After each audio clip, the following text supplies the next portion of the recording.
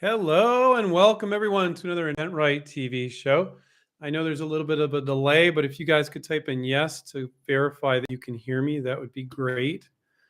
I think I'll just kind of talk for a little bit about a few things as people start to file in because you guys get notified that I've gone live. Um, in addition, I don't know if it's my computer because I have this uh, dark interface on. I upgraded my operating system on my Mac, and I'm showing that I'm black and white, which is really kind of a trip. Can you guys tell me if I'm color or black and white? Dan, thank you for confirming that you can hear me. That's fantastic. So, just kind of set the stage. Anything that I share with you should not be considered legal advice. Please consult your attorney if you're looking for legal advice. Also, don't share anything that's not already publicly available. Good. I'm glad that it's just my computer that's showing myself in black and white. Although that would be fine. Wouldn't be a big deal. Um, Stephen and I, we've been around, and InventRight's been around for 21 years, but we don't go that far back to black and white TV. So that's funny. Anyway, so give you a general overview for anybody catching the replay of this too, or anybody attending here. With licensing is what we guide our students to do, our inventors to do, is license it to a big company, and that way it's their money, it's their workforce, and it's their existing distribution. So you don't need to raise money. You don't need to hire employees. You don't need to start a business. And you're tapping into all the places they already are. So if they're in 30,000 stores, your product can get in 30,000 stores.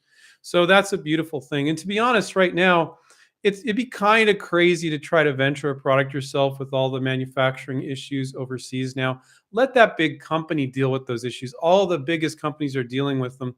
And some of them are having a hard time getting things done. So can you imagine if you started your own business and you tried to get this thing manufactured overseas? And I've got a video on crowdfunding that I did. You guys can watch that. And why I think licensing is a better option. It's a pretty recent video I did. That's just part of funding, but um, I think licensing is a much better match for most inventors. I'm not going to say a few of you don't want to start your own business, running it yourself, but don't underestimate the amount of money that takes. It takes a lot of money. So let's jump in here and get started. Mel said, "Happy Monday, all." Welcome, Mel. And then Mel said, and I saw this and I'm like, oh gosh, this isn't good. Mel said, question, a company licensed my invention last year. I paid them. Okay, something wrong right away there. You don't pay a company you license your invention to. I've not heard anything back. Was that an incorrect move on my part? So I don't have all the information, Mel, and don't tell me the name of the company. But there are invention promotion companies. They'll say, oh, we'll do it all for you. You don't have to do anything. Give us 10 or 12 grand. Any company that you would license your product to is going to be a manufacturer that sells at the retailers where you want to be. So you should always say, so where are your products right now? And they should say, well, in this store and that store and here and there. And it doesn't sound like that is what you did because they will never ask you for money. If you paid money to some company that you thought you were licensing to, there's a lot of red flags there. Here's a website called inventorfraud.com, and there's links to the Federal Trade Commission and the Patent Office that explain how some of these companies work. But usually they're not telling you they're licensing it. Sometimes the inventor misunderstands that, but I think you might be, it's not sounding good, man. Doesn't sound like a licensing deal at all. And if you read the licensing contract, it was probably some sort of agenting agreement. And I personally have never met an inventor in 21 years that went with an invention promotion company or a company claiming to license it for them, and they've had it licensed. I've never met a single one. Our students are licensing stuff all the time because they're actually doing the work. It's not a company that's saying, "Oh, we'll do it for you," and who knows what they're doing. Maybe they just take your money and go, "Oh yeah, we submitted to industry," and they sent 3 spam emails during the course of a year. And some of the contracts with these invention promotion companies literally say, we just need to submit your idea to industry. That's all we're promising to do. And what does that mean? Send three emails to a few companies. So, Mel, I don't think what you did was a real licensing deal. I do think something happened there. You can reach out to me. Drop me an email at Andrew@InventRight. You can send me whatever contract you signed, whatever, and I'll help you out, man. I feel bad for you. but 99.9% chance is something doesn't smell right there. If they told you you're doing a licensing deal with them and they asked you for money, that's not a good sign. There are some ways you can get your money back from some of these companies on the Federal Trade Commission site. This is just a bad world that some new inventors wander into, and it seemed like you wandered into it. The world that we live in is the world of you approaching companies that are selling at retailers, and it's a very real world. It's a very positive world. A lot of people think, oh, they're a big company. They're going to try to steal my idea. I've never seen it happen in 21 years with one of our students. Never had a student of ours that approached, let's say, 30 companies, and then one company ended up knocking them off. I had a few students that were concerned about it over the years. And I go, well, monitor their website and see, and it never happened. I'm not saying it can't happen. I've talked to inventors where it's happened to, but that world is the world we live in at InventRight. You approaching companies that can license the product and put it in stores because they're selling pet toys and you're showing them another pet toy. They're selling kitchen gadgets and you're showing them a new kitchen cutting board. And that's what they do. And then you're going to plug your product into their product line, and then you have the power of this large company. That's a very, very positive thing. But what happened to you is something different, more than likely. But I don't have all the info, so drop me an email, Andrew at InventRight. Send me the contract. Send me the name of the company, the website of the company, and I'll spend a little bit of time to try to guide you, maybe to a Federal Trade Commission site where you can maybe get some of that money back or all of it if what they promised you wasn't accurate or they misrepresented. I mean, if you thought you did a licensing deal, but they were really claiming to be a licensing agent, oh, we'll try to help you license it. Was that you? Was it them? I don't know. But I'll be honest with you when I talk to you, because I feel bad that happened to you. Let's see. Hi, Andrew. Mattel and Hasbro gave royalties as high as 1.5%. What is the lowest royalty rate that you have heard they gave? 1.5% is pretty freaking ridiculously low. They have submissions page for U.S. citizens only, so no chance for non-citizens. Yeah, I get a lot of people complaining about that. I really don't see other sites besides theirs where they say this is only for U.S. citizens. I find that very interesting. But realize with big toy companies like Hasbro, Mattel, they have a website for the newbies. And then once you make a connection with somebody there and they're like, oh, this person has a lot of great ideas, they have a whole nother place for you to go. And yeah, they're very, very big.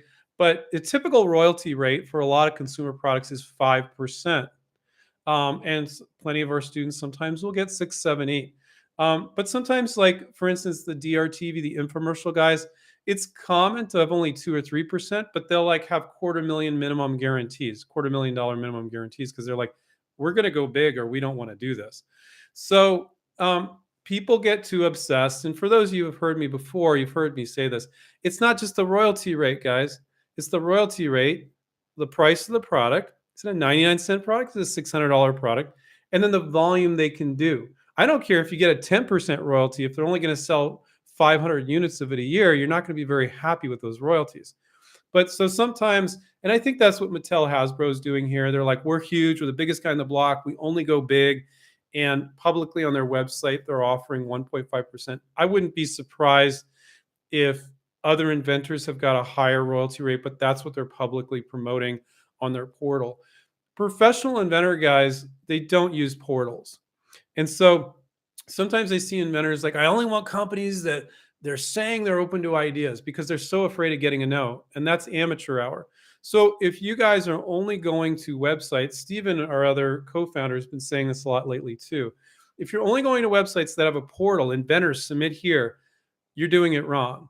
And so some of those website portals, they're there to be a black hole so they can promptly ignore you. And other ones, they're paying close attention to it. And then other ones in between, they kind of look at it, but they don't really take it really seriously because that's not where they get the serious inventors. You're a lot better off reaching out through LinkedIn to a marketing manager at that company.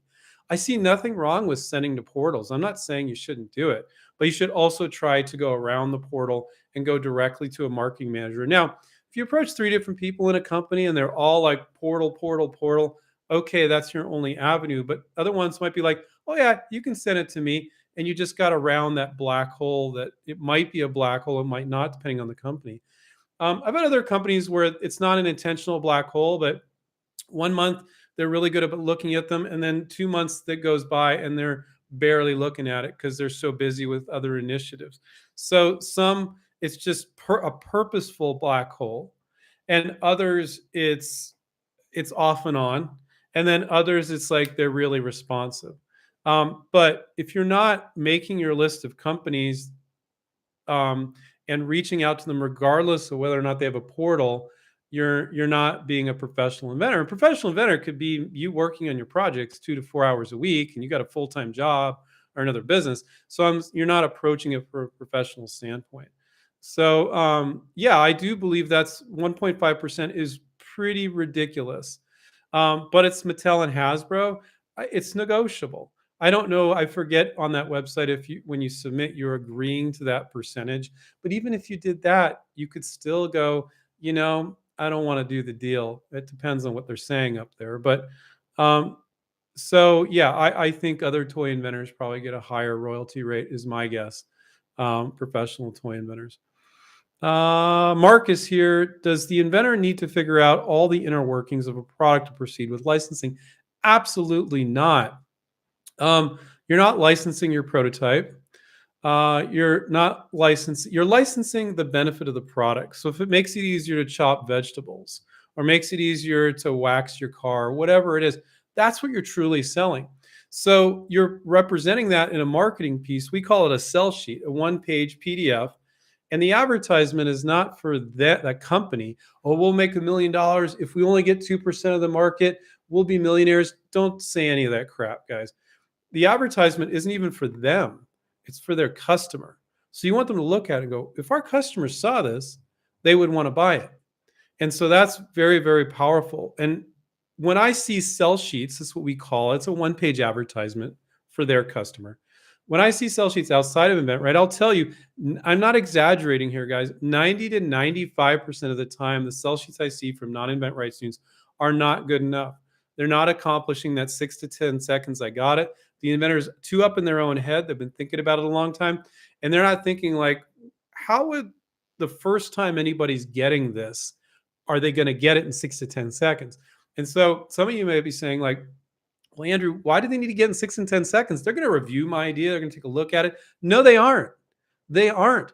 They don't need long rambling emails. They don't need slide decks. They don't need videos that ramble on for 5 minutes. And 5 minute video would be complete ramble. It shouldn't be longer than a minute, maybe a minute and a half if you're going to do a video. If you're doing a sell sheet, it should be one page. And they're very busy. They're inundated with email. They got 3 projects they're working on. They got other people they're managing. They're just trying to get through their email. You want them to look at it and go, yeah, I like it, right? Or they might get it right away, but go, oh, not right for us. And they reply to you, not at this time, not a right match for us. Great. You can move on to the other ones. But it's got to be very, very direct and to the point. So let me get back to the question. Does the inventor need to figure out the inner workings of the product? This is from Marcus. To proceed with licensing. So 75% of our students do virtual prototypes. They have no prototype at all, or it's duct taped together and it kind of works or maybe doesn't work, but it's not pretty enough to send as a picture. So you need to do a marketing piece to show them how it's going to be sold. Very, very important. And you might not understand the inner workings of it. Let's say it's a fairly complex product, but your addition to it's this hinge over here. Do you need to understand how the product works? No, because when they ask you, you can say, well, there's these other guys, they make it, and that one sells for $19.95, and that one's $24.95, but I just changed this. So you need to understand your piece that you're improving. But let's say it's an electronic product, and you have a mechanical part of it that you're changing. Do you need to understand how the whole thing works? Hell no. Do you need to have a working prototype? Hell no. You're selling the benefit of the product. You're getting them intrigued. You're going fishing, and you're seeing if there's interest in the benefit, the advertisement that they would send to their customer. So you absolutely don't. And do not think they'll run screaming for the hills going, oh, you wasted my time. Why'd you do that? I've never seen that happen in 21 years. And I think a lot of inventors feel like I need to have that perfect production ready prototype. And it couldn't be further from the truth. That is not the case. If you spend 10 grand on a patent, 5 grand on a prototype, every time you come up with an idea, you're not going to be doing this for very long.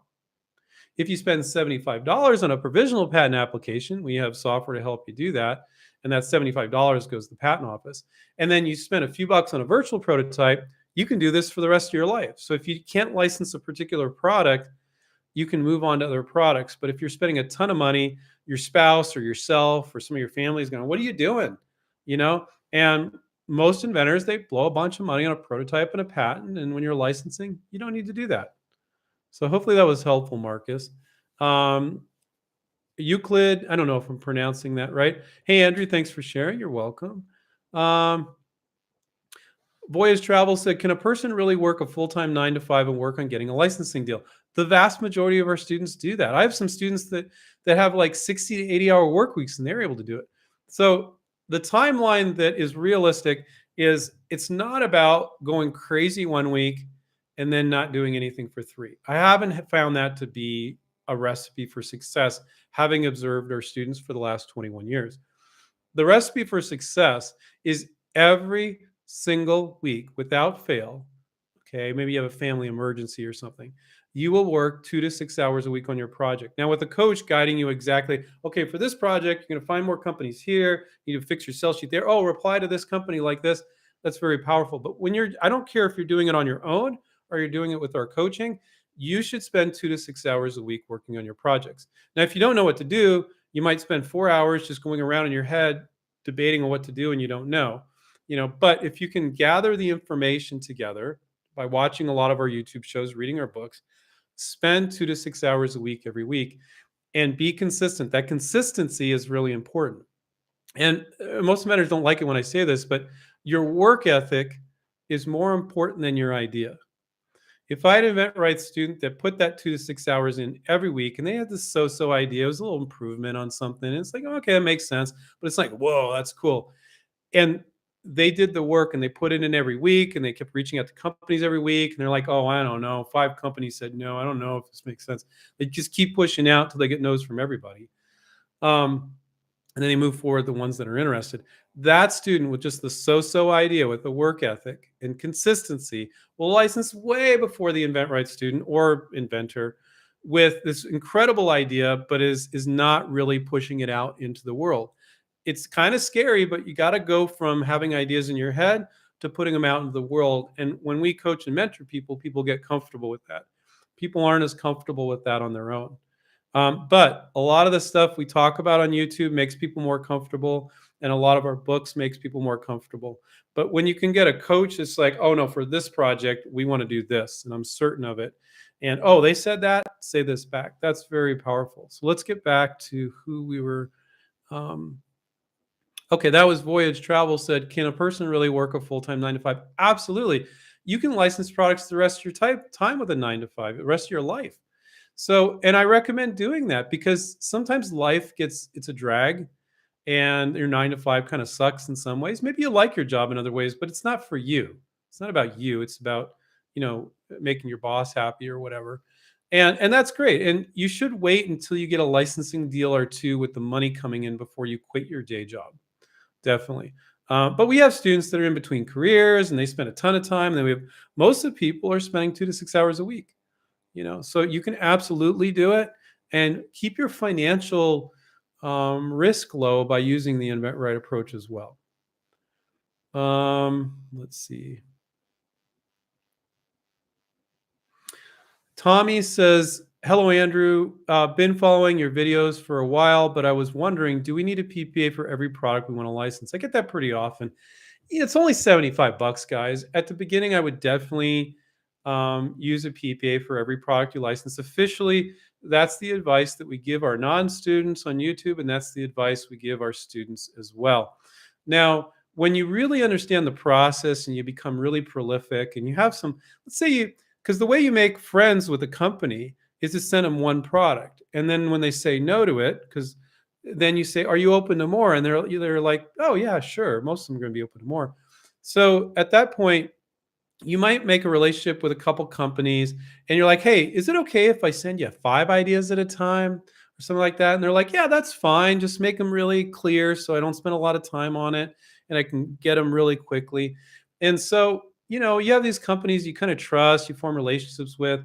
You might want to show it to them first. And I'm not giving you this advice. Technically, I'm telling you, always file a PPA before you reach out to companies, and you definitely don't want to make any public disclosure, but privately showing it to a potential licensee for the most part is not considered public disclosure. We won't get into those details, but um, you could we've I've seen, let's just put it this way, I've seen some InventRight students that are experienced just float some ideas out there, see if they get traction, and then maybe file a PPA.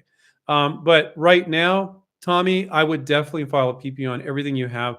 It just gives you an additional like warm and fuzzies. Like I got my stake in the sand for this date, that I have protection from this date if I later file a full utility.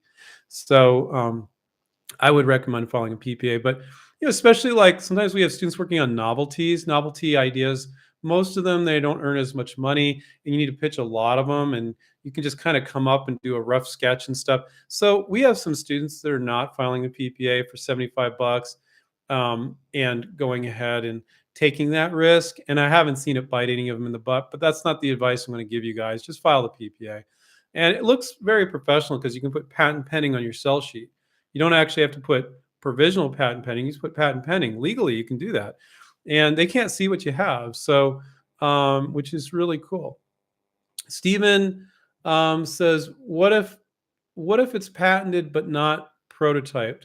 Yeah, we get a lot of people doing that. And, Stephen, if you filed a full utility, I'm not going to say it's a mistake, but, you don't want to take that risk. So if you know how to license, you could do your sell sheet, do your list of companies, do your research, file your PPA, and then go. And then the second you file the PPA, the last thing you do is go, okay, now I'm going to start reaching out to companies next week. I've got an entire year the PPA gives me. There's no reason to file a utility patent, guys, when the PPA gives you a year. Now, the thing is, a lot of people go, well, great, I can file a PPA, and they feel all good. They get the warm and fuzzies that they filed a PPA, and they've got that stakeholder in the sand. They're protected from that date if they later file a utility. But then they don't know how to license. They don't know how to reach out, or if they do it, their sell sheet sucks. They're reaching out to an anemic list of 2 or 3 companies. When I look at it, I'm like, you could have 30 companies on this. And so it's like, and then the time runs out in the PPA. And yeah, you can file another PPA and you get a new year from the new date that you file it. But what's the point if you don't know how to license, right? So let's see. So, Stephen, you said you have a patented idea and it's not prototyped. Absolutely, that's perfectly fine. But if you filed a full utility patent, you don't need to do that every time, okay? You don't want to spend that kind of money with an attorney every time. It's totally not necessary. There's a reason the patent office created a provisional patent. It's like a pending state. And I don't think they specifically created it for licensing, but it is the most amazing tool for licensing. You have no idea what I would do if the patent office would ever decided that they didn't want to do PPAs anymore. Oh my God. I would form a petition. I would do so much stuff, but they have no intent. I haven't ever heard they have any intention of doing that. It's a great, fantastic, amazing tool. Utilize it. And if you guys have filed full utilities, you didn't realize you could do that. Maybe you didn't realize licensing was an option, or you just thought getting a patent was the first thing. Now you know it's not. Okay. Let's see what we got here. Marlon, dear Andrew, wow, we're very formal. I like it. I'm kidding. When we come up with an idea in a sketch, how the design process is done up to creating a valid 3D design model. What do we need to bring to the pro designer? Thanks for the explanation. That's a good question. Usually when a coach is helping you, one of our InventRight coaches, they'll help you, and maybe you'll find some pictures of similar products on Google Images, and you could show that to a designer and then give a written explanation about how it's different. Maybe you take that picture and you kind of sketch on it and you add to it and they kind of get it. So there's a lot of ways, because a lot of our students, they're like, I can't draw a stick figure. So there's a lot of ways to relay that to a designer. And I think one of my favorite is finding a product and then saying, well, it's like this, but I changed this, and giving a written explanation. And even if it's a really crude drawing, you could show how it has a hinge on the side, or you could talk about how it's different, and they're going to get it. But if you just have a written explanation, they don't have any frame of reference with another product. And you could even have a couple products and say, well, it has the handle of this product and it has this of this. And it's more or less doing the same thing as this thing, but in a different way. So show them some products and tell them how it's different. And our students are able to do it with our coaches' help all the time and send to our designers to make it beautiful. So that would be my best tip there. Kind of varies with the product, but that's a good general tip. Um,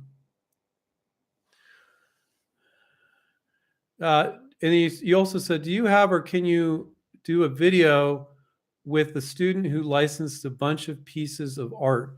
Um, Yeah, I think I had her on. I'm going by my memory is not that great with my database, but I know her. She's such a nice person. I feel like I know her well, and I'm 95% sure her name is June. And I thought I did a video with her about licensing artwork. I think I have. So you might go into InventRight TV and type June or licensing artwork, and you might just find it. If you don't find it, just drop me an email at Andrew and InventRight, and I'll try to find that interview. I think that would be very encouraging if you want to license artwork. So, and what she does, guys, is different. This isn't typically what most of our students are doing, but she licenses artwork to go on products. So let's say she notices a line of dog toys or a line of appliances or something that has artwork on it. And so she'll notice that company is doing products with artwork on it. And then she'll say, hey, I think I have some artwork that would be a good match for your products to put it on your. So she's not licensing products. She's licensing artwork to go on the product. She's not licensing the artwork itself, like as a picture that you would put on your wall, but she's licensing the artwork to go on the product. So you can definitely do that. I wouldn't say that we have a ton of students focusing on that, but she's been tremendously successful with that.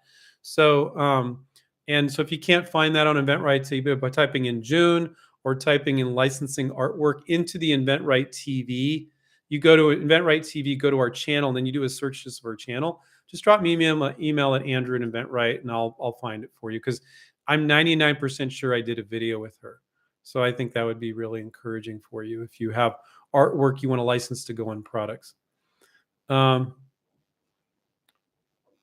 And you've been watching for a while, if you've heard me say that.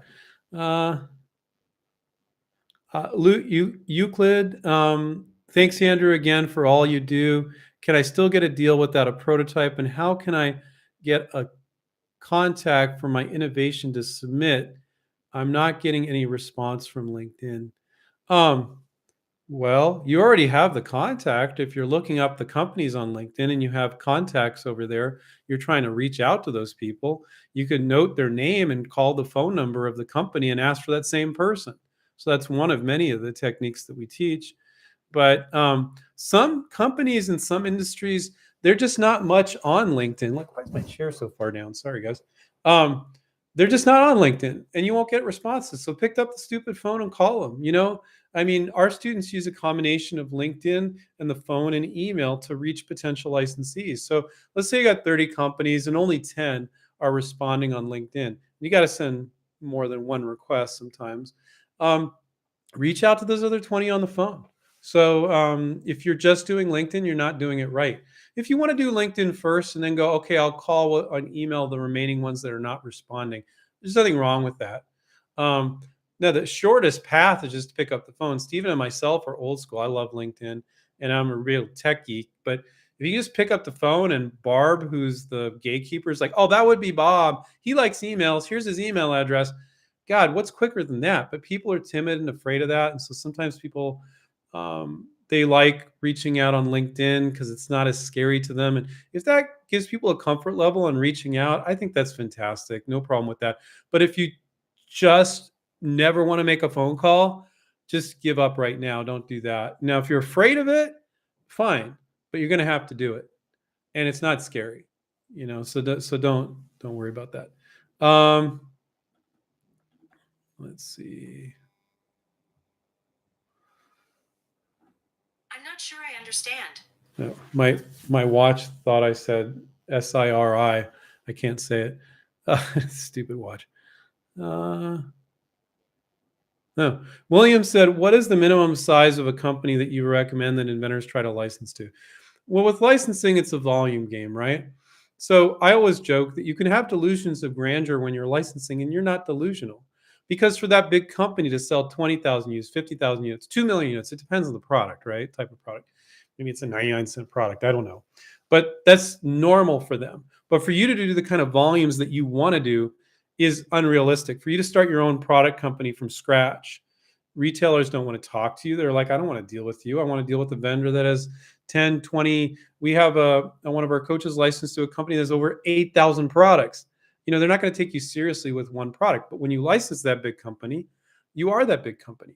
So that's the beautiful thing. So let me get back to the question here. Sometimes I get rambling and I forget what the original question is.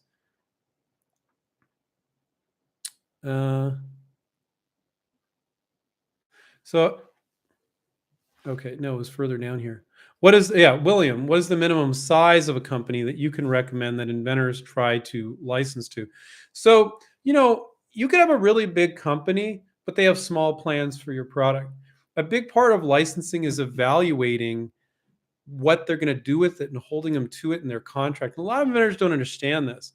Some inventors think like, I've talked to inventors outside InventRight. They're like, I signed a licensing deal. I'm like, okay, that's great. Where do they sell? And they couldn't tell me what they sold. They literally did a licensing deal with a company, and they didn't know where their distribution was. And I'm like, that's not a licensing deal. That's just craziness.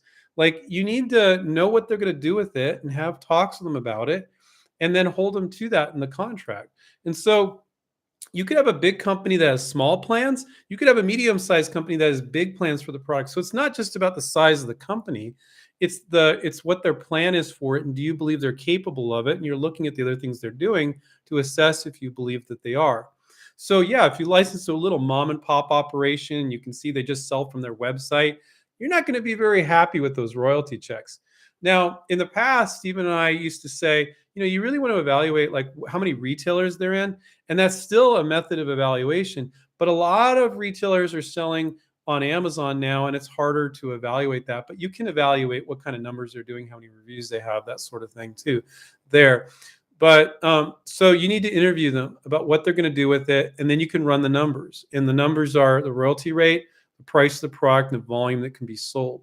And they're not going to go, oh, we know we can sell 50,000 units a year. They're not going to tell you that, but you got to assess that. So, and if you reached out to all these companies and you just have a smaller company that has a decent plan for it, sometimes inventors will make concessions and they'll go, on this particular product, I could only find the smaller company. The bigger guys weren't interested. I'm okay with doing a smaller deal rather than no deal at all. I mean, in the next product, the big company will be interested and I'll do the deal. So it's not a company size, Greg. It's like, what are their plans? And you can kind of run the numbers, the royalty rate, the price of the product, and the volume being sold. And then you could figure out like, oh, I'd be happy with 50K a year, 20K a year, 200K a year, whatever you think the royalties would be. And you can hold them to those particular minimum guarantees and such in the contract. So just to make it clear, guys, when you're licensing, you're not selling your idea. I talked to a gentleman this morning that said, I want to sell my patent. I said, never say that. Never say that. That's the wrong attitude. So first of all, you're emphasizing the patent too much, not the product. People are proud of that they got a patent. Okay. You're going to get money on the back end. As they make money, you make money. You're not going to, and let's say it's a product that would be earning you $200,000 a year in royalties. Okay. You would be stupid to even ask for 50K up front. Go, just buy me out. They won't give it to you. So let's say it's a product that be earning $200,000 a year in royalties. If it sells for 5 years, that's $1 million. But I'm telling you, they won't even pay you 50K up front. And if you look for it, you're gonna hose up the deal. So this is the way the company's looking at it.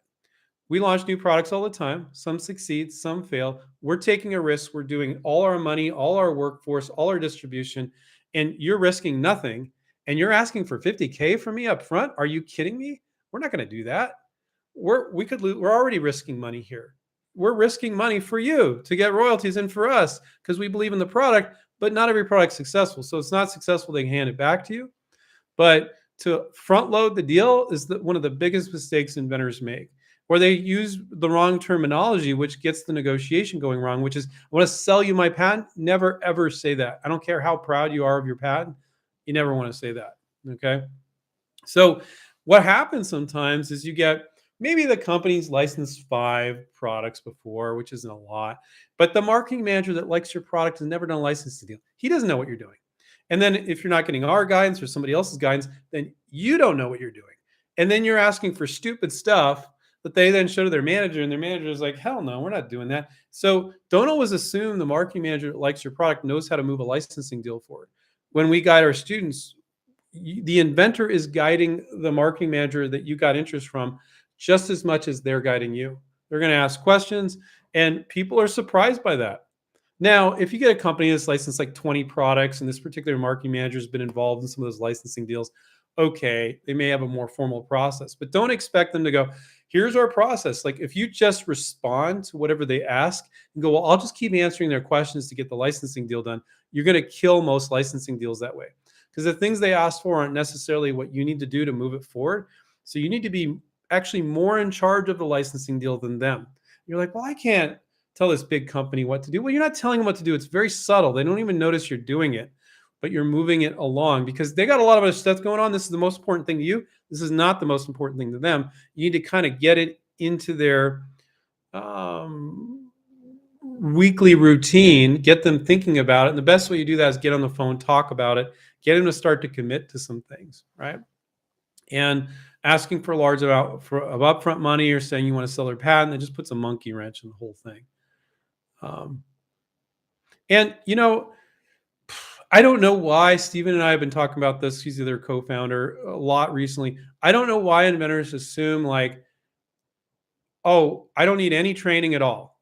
Like, okay, no, I know how it works. Like, I'm just going to sell my patent. It's like, well, who told you that? Well, I don't know. I just thought it was a good idea. It made sense. Well, it doesn't make sense. And there's a couple hundred things like that that inventors do, literally a couple hundred, that if you do those things and you come to these incorrect conclusions, you're going to keep hosing up deals forever. I mean, you could work on this. You can come up with as many bright ideas as you want. And you'll just keep hosing up deals. So hopefully that's helpful. Man, I went off on that one. I always really like bringing it with these live chats. I know you guys aren't students of ours, but you're entrusting an hour of your time with me to answer your questions, and you take it very seriously. People are always blown away with how much free advice we give, and that's always been our approach to things. Um, let's see.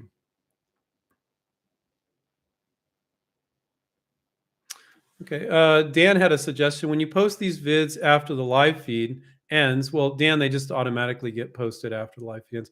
Please include instructions that say at the top explaining how to view them live. I missed live feeds for a month before I figured it out. Oh, okay. Yeah, I'm a big YouTuber and I do some live feeds and stuff. Yeah, I think I will. That's a great suggestion, Dan. At the top of the live feed, I'll say, look, guys, we're doing these I do them almost every Monday at 4 o'clock Pacific. Subscribe. So you want to subscribe, and then you want to click that little bell next to it. So Dan, you'll get a little notice on your phone. I think Andrew Krause went live. So if you forget, and also go to InventRight and get set up for our newsletter. If you just sign up for anything on our website, you get our newsletter, and that'll notify you as well as a reminder. So that's a great suggestion, Dan. Thank you.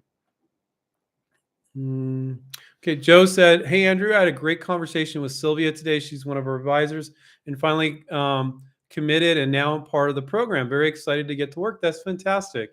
So Joe signed up with the program, so that's great, Joe. We'll be there for you every step of the way. Your coach and our negotiation coach, Paul. Your coach being your main go-to, but Stephen and myself, our head coach Terry, and our negotiation coach Paul, we're all ready to jump in and help the coach if necessary. So you got a whole team of people helping you. So that's fantastic. Let's see what. Yeah, no. Yeah. Okay. A bunch of people saying appreciate the answers. You're welcome. Derek said, a company is looking at the manufacturing feasibility of my product. I reached out to them and told them if there's anything I can do to help, please let me know. They said, thanks. What now? So if you didn't get on a phone call with them, Derek, and talk to them about the product, you made a mistake. So, and on that phone call, you should talk to them. What part of it are you concerned about? So, and then they might say, well, this or that. And you're like, well, there's other products. They're just like it, but mine's different like this. So I can verify that it can be made. But you need to get on the phone and talk with them. That's a big mistake you're making, Derek. So if they just said, thanks, no, we're good, you need to get involved in that process. Um, and you need to figure out where, and sometimes it might be just you giving examples of other products and going, well, it's like this and this, but I just changed this. So they can go, oh, and that other product, they're making it for $24.95. And yeah, I might add a dollar or two with what you're doing, but that might be all they need. And they'll probably want enough information so they can go overseas typically and get some quotes to go, can we make this? And can we make it at a reasonable price? So you really need to get on the phone with them, Derek, when you get interest. So you made the mistake, and this is a good case study for everybody. They wanted manufacturing feasibility, and you just said, if you need anything, let me know, and they just said thanks. You didn't move it forward. You went with their process, and they're not doing licensing deals all the time. We are. You should have got on the phone with them and talked to them, and you still can, and you still should. And you should send an email to them and get on the phone and talk with them for 10 minutes and get into it. And if they do that, then they're really interested. If they don't take 5 or 10 minutes to talk to you on the phone, they're probably not that interested. That's a litmus test for how interested they are. So, Derek, thank you for being a guinea pig there, or case study, if you will. Let's see.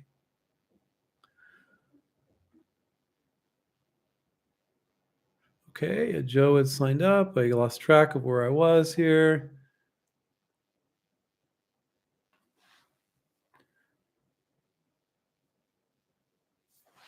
Okay.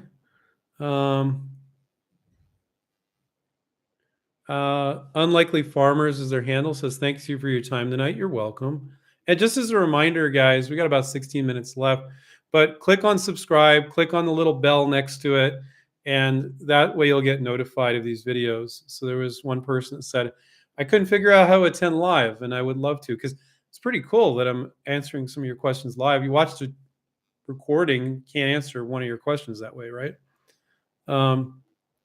Yeah, Stephen confirmed earlier that he has a patent already. That's fine.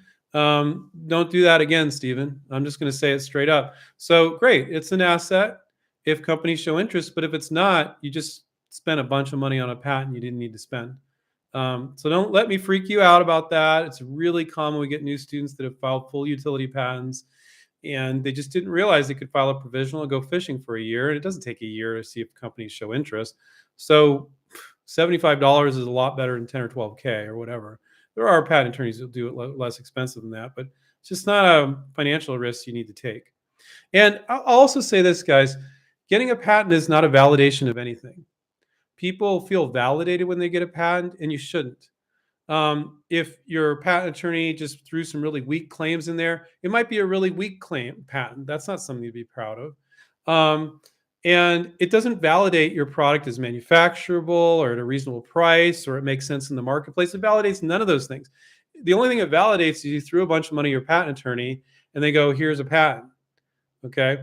And there's so many patents that are poorly done because the inventor didn't tell the attorney, here are all the variations, workarounds, improvements. So it's a strong patent.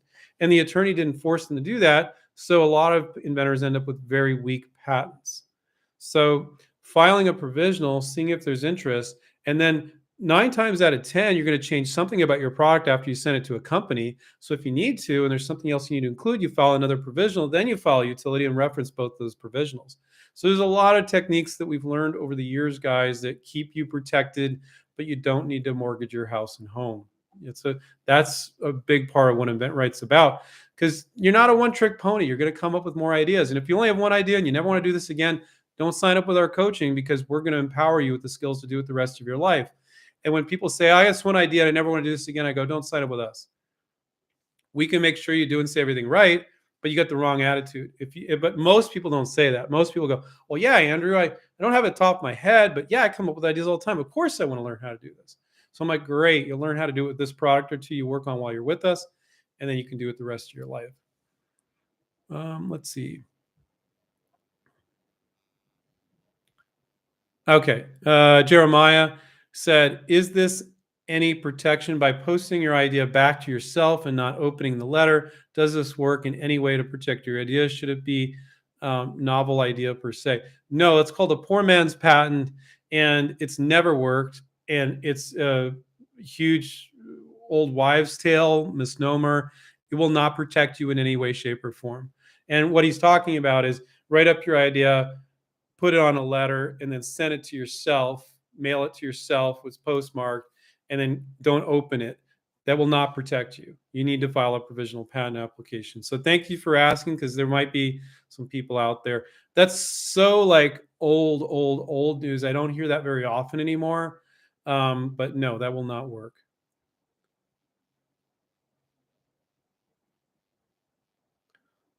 Okay. Jeremiah also said, I had a thought of licensing my artwork. I've been so busy working on my invention. So that's great. So when you, Jeremiah, when you understand how to license your product, you can apply that and try to license your artwork. But just to be clear, June wasn't licensing her artwork. She was licensing it to go on products, if that makes sense. So it's like wrapped around the product or what have you. That's a niche.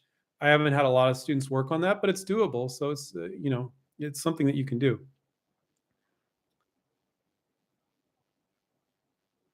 Steven said, again, expanding on it, my product is unique.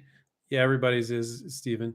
I have the national plus in international utility. I don't know if you filed a PCT. I do not have a prototype, but I have a functional mobile game application of the product.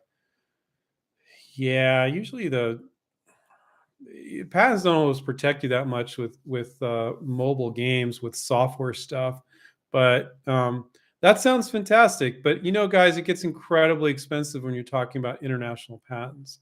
So, and again, when we talk about stuff, guys, sometimes it's not everything is black and white. There's shades of gray. So sometimes I'll give advice on these public things, and then I'll have somebody sign up, and they're a student, and the coach is saying, "Hey, Andrew," the student's saying, "Oh, but you said on this YouTube show," and I look at their product and I'm like, yes, I do say that. But for this product, this is the right thing to do. And I have to talk to the student because they're like, but Andrew said, and they're second guessing their coach. And I'm like, your coach knows what your product is. They're telling you the right thing to do. So, a lot of this black and white advice is helpful to give you a frame of reference, but there's always exceptions. Okay. And so when you hear us give advice, for Steven's product, I haven't seen his mobile game application. There might be an exception. I might be like, where I do see it occasionally, I'm like, oh no, for your product, they don't say this very often. It was the right thing to do to file a full utility patent and not a provisional. Very rare. But so don't take it. When a coach looks at your product, they can verify. But when don't know your guys' products, which you don't want to publicly disclose it in this live forum, there's always exceptions. But these general rules apply most of the time. Okay.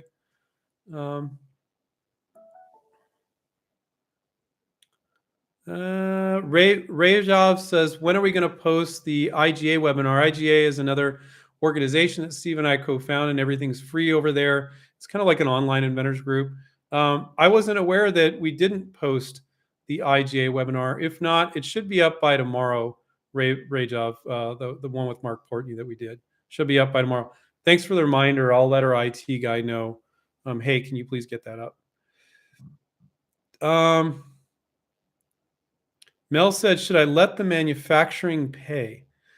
So Mel was at the beginning of our meeting. It sounds like he thought he got into a licensing deal, but he said they asked him for money. And I said, that doesn't sound like a licensing deal.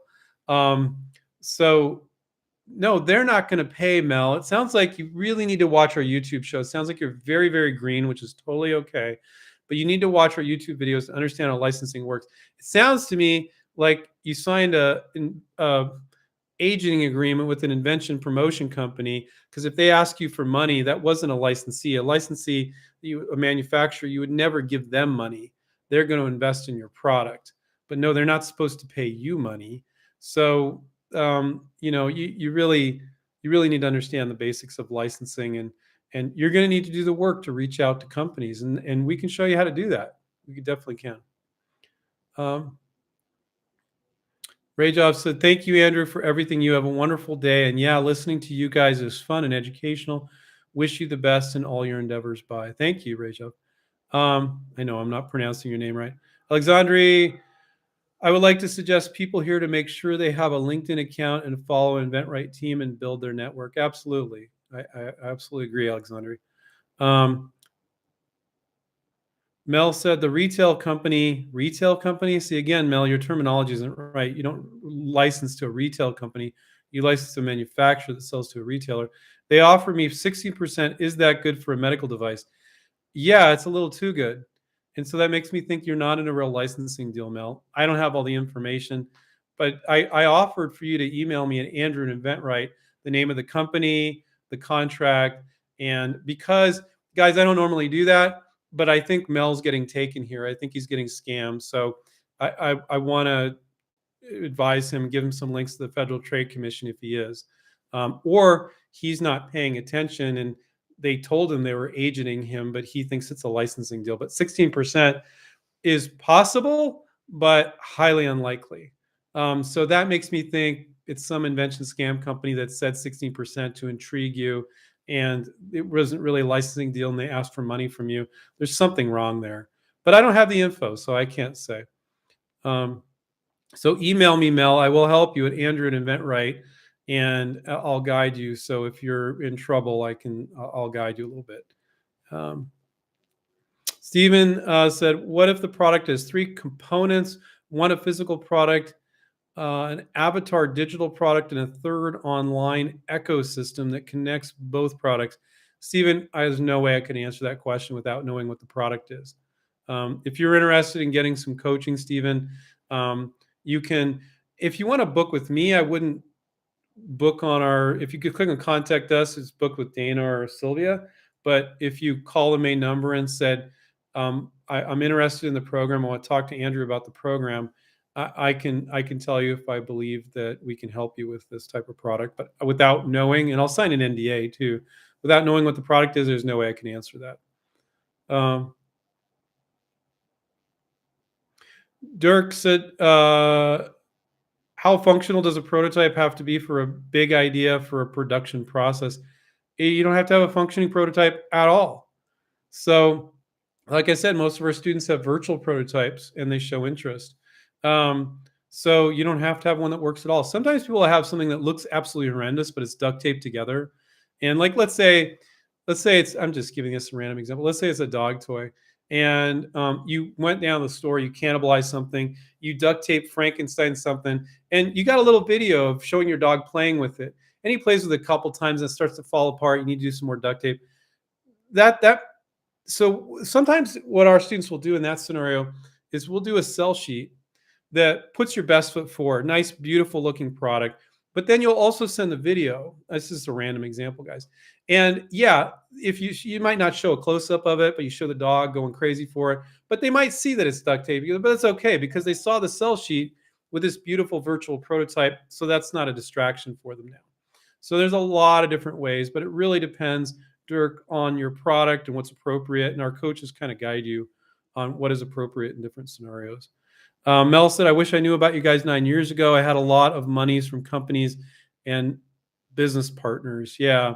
I talked to a lot of people who are scammed by these invention promotion companies before they come to us, and they say, God, I wish I found you guys first. You guys are the real deal, because we don't sell get rich quick. We're very honest, and we don't want people that don't want to do any work, because we're going to guide you to do work.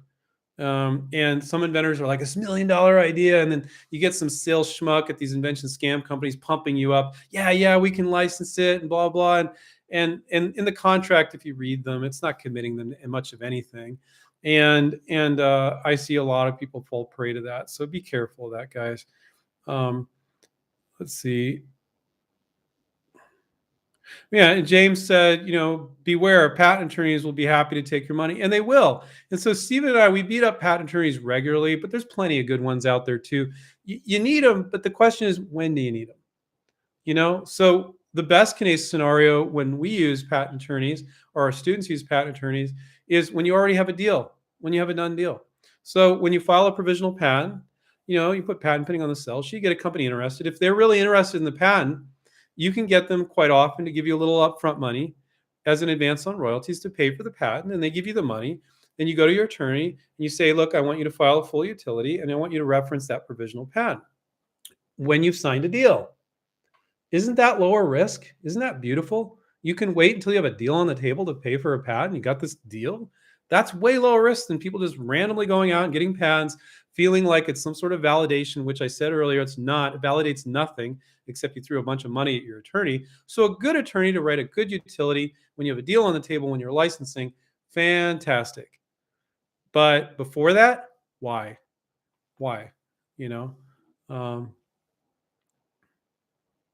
let's see. Augustus Son 11 said, hi, I pitched an idea to several companies, and one of them said they almost have the same idea and process. If another company likes my idea, should I mention this? Um, no, what you share between companies should be confidential. And some inventors think like, oh, I've got to tell them I've got interest from this other company. That's the way I'll get leverage to get them to close the deal. BS. So when you start disclosing confidential stuff that you shared, that another company shared with you, they're going to think you're going to disclose confidential stuff they share with you, and they're going to close up. So it's none of their business, and and it's not good. You're going to look bad if you share confidential stuff other companies shared with you. You don't share the names of the companies. You don't share, well, I've got 3 other companies interested, so you better put up or shut up here. Even if you said it nice, don't do that, guys. That's the really good way to kill a deal. So you move forward with every company as if the other ones don't exist. They usually naturally will fall off, and you do a deal with whatever company is left. And if you're at a final stages of a negotiation with multiple companies, congratulations, good problem to have. We can guide you through that, but it doesn't happen that often. Initial interest. I talked to a guy this morning. I'm not disclosing anything specific. It was a gun related product. He went to a gun show in Las Vegas, and he got interest from 10 companies. Is a really cool product. I wouldn't say that's normal. I'd say it wouldn't be uncommon for one of our students to reach out to 30 companies, get interest from 5, but 10, I mean, it's a really cool product. But he's going to move forward with everyone as if the other ones don't exist. He can also, with 10, that's a lot. He should kind of evaluate on the surface which ones are going to be better as well, which I would never normally advise people to do. But when you get interest from 2 or 3, very normal to go ahead and do that. People freak out about that, but it's not a problem at all.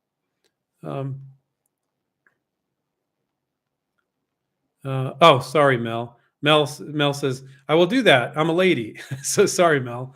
That's the thing with these live chats. You don't always tell. That's a unisex name, so that's fine.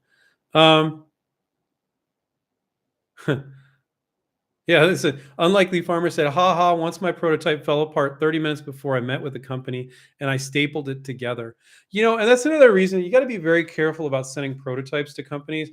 They'll use it, they'll break it, they'll use it improperly. But guess what? A video showing you use it, even though it falls apart 9 times out of 10, but the one video you shows it working, you're not lying to them. You're illustrating how well the product could work so they can see the benefit of the product. That's what you're truly selling. You're not being deceptive. Do not feel that way. So, unlikely farmers making a great point. Your prototype could fall apart. If you did have a prototype and you want to do a video of it, it could fall apart 9 times out of 10. Well, the one time out of 10 it didn't fall apart, that's the video you're sending. And it's just because you couldn't make this perfect, beautiful prototype or a working one doesn't mean they can't. And a lot of times you look at similar products, I know they can do this. I'm just having a hard time doing it. That's very reassuring to people. Don't spend a bunch of time messing around with a prototype. You could have worked on licensing 3 other products. It's a giant freaking time suck. And it's an excuse that people use to to not reach out to more companies. So don't make that mistake. Okay. And Antoinette, hi, Andrew. Question: when trying to license your products to companies that are looking for open innovation, is it best to Zoom with them or with your sell sheet or submit it through their website? So, okay. So when you're submitting, you're not going to Zoom with them. A company doesn't have time. Hey, we had a company say this the other day. He's like, if I had a penny for everybody inventor that said, I just need 15 minutes of your time, and then the inventor wants to pitch on Zoom or the phone, they hate that. They don't have time for that, guys. Now, the time you're going to talk to them on Zoom on the phone is after you send the sell sheet or video and they were intrigued by the product. Now, perfectly appropriate to get on Zoom or get on the phone and talk with them. But don't try to get their time. Don't try to take them out to lunch. They don't have time for that junk. It's just they're too busy. They haven't seen your product. Like some companies may see hundreds of products a month. You're wasting their time. You got to value their time. No long rambling emails, no sell sheets that suck, no videos that suck. Hi, my name's Bob, and I came up with this idea, and my family thinks it's none of that. Okay, it's got to be very direct to the point. So, Antoinette, you're going to be getting on Zoom or the phone after they've shown interest from you sending your sell sheet or your video. Okay, and then perfectly appropriate to get on or submitting through their website. But like I said, if you guys are just going through portals, that's amateur hour. A lot of those are just black holes. You need to know how to reach out to companies on LinkedIn and on the phone. I'm not saying don't submit through the portals, but don't be surprised when you don't license anything because all you're doing is submitting through the portals. Oh, but Andrew, I just wanted to verify. I see on their website they got an Inventors button. And I'm like, there's tons of companies where the marketing manager would love to see your product, but they don't have a button that says Inventors on their website. And to be honest with you, it's a little unprofessional. Like if I had a website and I was a manufacturer, I wouldn't put a button at the top. That's almost a red flag. I might put it down in the site map at the very bottom if I had a submission page, but I wouldn't put it at the top, front and center. And like I said, a lot of those are just black holes. So, but don't assume because they have a portal that they don't want your ideas and go the other direction. People come to all sorts of conclusions when I say these things. Some of them are black holes, some are not.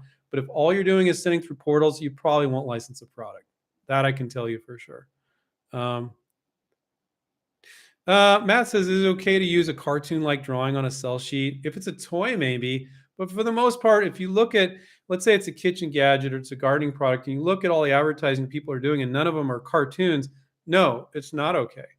It looks weird. But if it was a toy, it might be perfectly appropriate.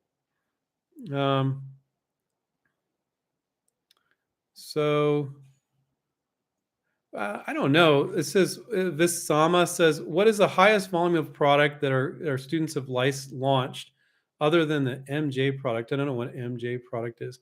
I don't know the exact number. I don't know. I'm not sure the highest volume. I don't know. I don't like go back to all our students and go, how many units have you sold? We have a few students that have sold millions of units. So that is I need to look up and see which ones those are, but we definitely have those. So, but again, and you are looking at probably the most important thing with volume there. So, who is saying that? Visama. That is very important because if a company's only going to sell 1,000 units as opposed to 200,000 units, that's going to be where you make your money, you know? And so people get too obsessed with the royalty rate. Like, oh, I'm so insulted. This big DRTV company only offered me 2%. But if they're selling insane volume, you'll be very happy with that. You got to run the numbers. But 5% is the most common royalty rate for most deals. But don't go blurting out 5% to any company you talk to. I worry that our non-students might do that because you might say, well, do you do licensing? Oh, yeah, we did one the other day. We did an 8% deal. And you're like, oh, crap. I'm so glad I didn't say 5%. Right. So you want to take a look, Visama, at your product and you look at other players that are selling these types of products. And you can kind of like go, oh, God, yeah, this is going to sell millions of units or this is going to sell hundreds of thousands of units a year. You can kind of take a look and kind of observe that. But so thank you, everybody. I'm going to say what I say at the end of every one of these. And I think it was Matt or somebody was giving me a great suggestion because he didn't know how to do the live stream. And so what I'll say is click the subscribe button, click the notifications button. Don't unsubscribe if you're already subscribed. But that's the way you could say thank you to myself and Stephen and everybody at our company by getting our subscriber rate up. I'd love to hit 80,000 units in 6 months from 50 whatever thousand we are now. And that's your way of saying thank you. When you subscribe and hit the notification, it just kind of notifies you when we're doing a live stream or a new video comes out. It's not going to spam you or anything like that. So I highly recommend you do that. And then, watch a bunch of our videos too. And if you're interested in our coaching program, you can go to inventRight.com and click on contact us and book an appointment with Sylvia or Dana. They're super friendly. You might not be ready to sign up yet, but you just want to talk to them so you understand how we help. And they will not hound you or anything like that. We're not like that. So if you just want to talk to them, but you're not ready to do it, but you want to kind of get your bearings or talk to your spouse about it, or decide not to talk to your spouse or whatever it is, you book an appointment to talk about getting coaching if that's what you're interested in. Otherwise, keep enjoying our YouTube show and our books, and we'll catch up with you guys next time. See you guys. Bye.